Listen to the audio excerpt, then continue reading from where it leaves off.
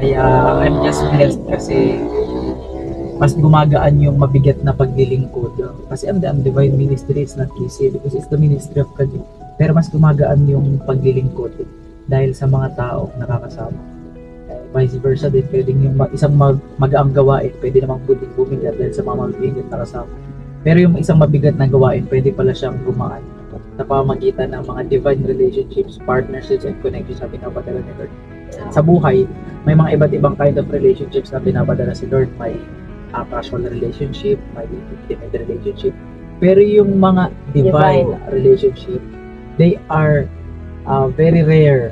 Pero kapag dumating sila, value it, honor it. Dahil, yes, keep them, trust them, pray for them. Kasi minsan lang silang dating sa buhay ng isang tao.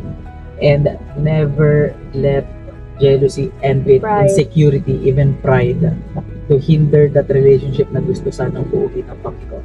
Kasi maraming mga ministry na dapat pinagpala na sana only kung hindi nila pinairal yung pride nila para mabuild yung in divine relationship na gustong i-build ni Lord. So, pag dumating yung mga destiny helpers, divine partners, divine relationships, value them, treat them kung paanong ang Panginoon ay nag-treat sa'yo.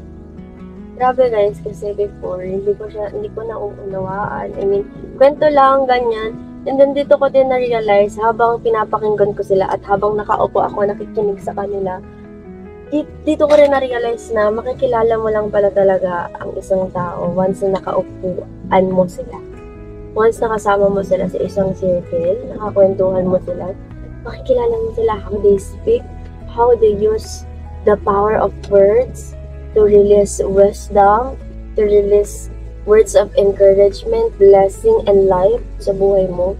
Grabe, nakaka-amaze kasi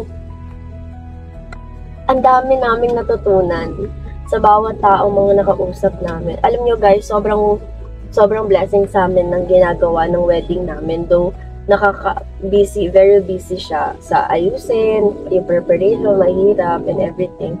Pero sobrang blessing siya sa amin in a way na we met a lot of people. We encounter a lot of people that will help us, that will teach us, encourage us, and talagang to guide us sa season na, hindi lang sa season actually, na meron kami at sa pupuntahan naming season, pero, or sa daanin naming season, pero para matulungan at masamahan rin kami sa pinapagawa ni Lord talaga.